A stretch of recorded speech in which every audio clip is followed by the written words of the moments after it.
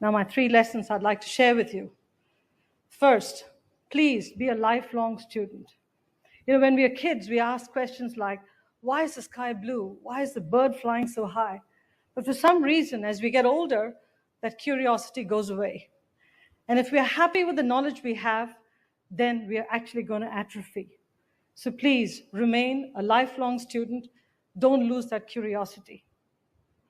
Second, whatever you do, throw yourself into it.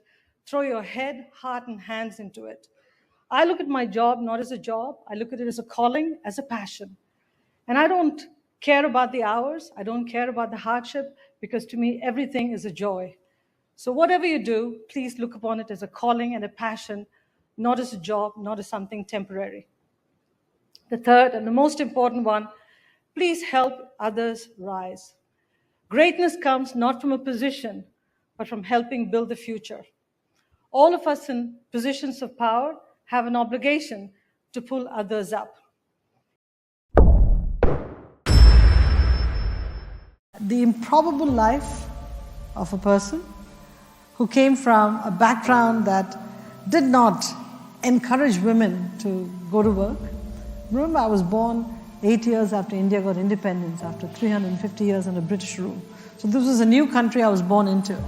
So that I could have studied as much as I did in India, allowed to cross the oceans and come to the US, somehow grew in the US environment, in the corporate environment, managed to become CEO of a Fortune 50 company, and stayed married and had 2 girls along the way, is in totality an improbable story.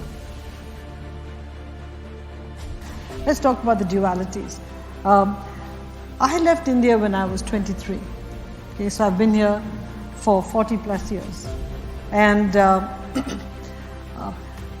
I came out of India, but if I look in the mirror, I see a person of Indian origin.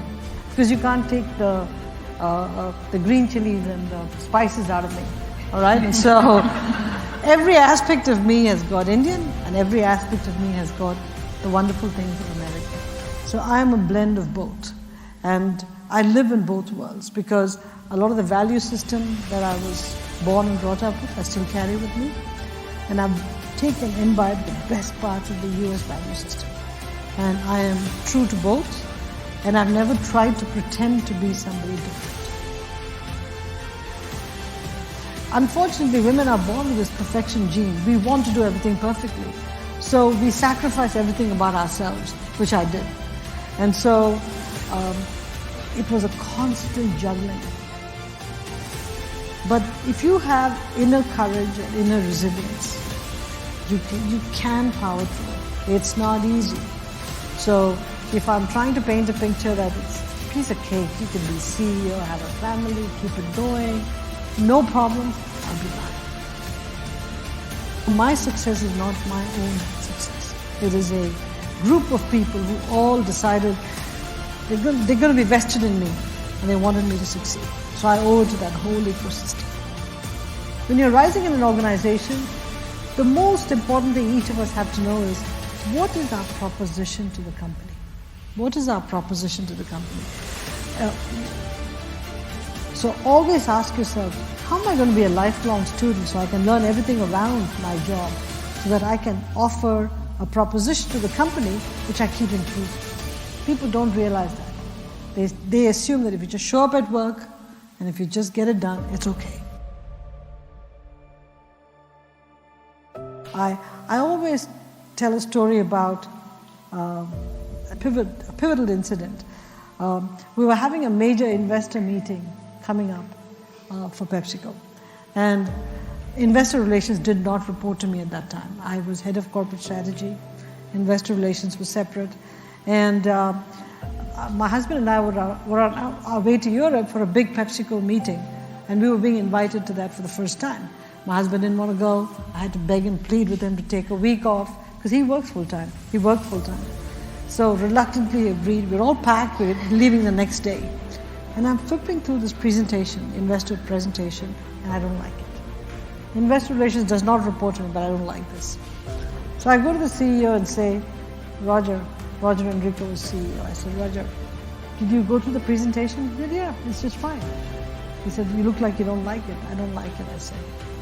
He said, you're the kind of person that nothing satisfies. I said, it's not that nothing satisfies me, I just think it can be made better. And he just looked at me with a straight face and said, if you think it can be made better, don't go to Montreux for the meeting, don't go to Europe for the meeting, which is one of the most prestigious meetings. It's going to be fun also. Don't go to the meeting, stay here and fix it. But I want you to know that you are going to be the number one enemy of the head of investor relations. Because she's going to hate the fact that you're rewriting her plan. And he left. So I went home and I told my husband, we're not going to Montreal. He said, why the hell did you make me take a week off? Because I thought we were going to Montreal, but we're going to rewrite the thing. And my husband, being the kind of guy he is, he said, fine, I'm going back to work. In any case, I wanted to stay back. He went back to work, and I spoke to the head of investor relations and I said, let me tell you where I think we can make a difference. We rewrote it together and I made sure she presented it to the CEO, not me.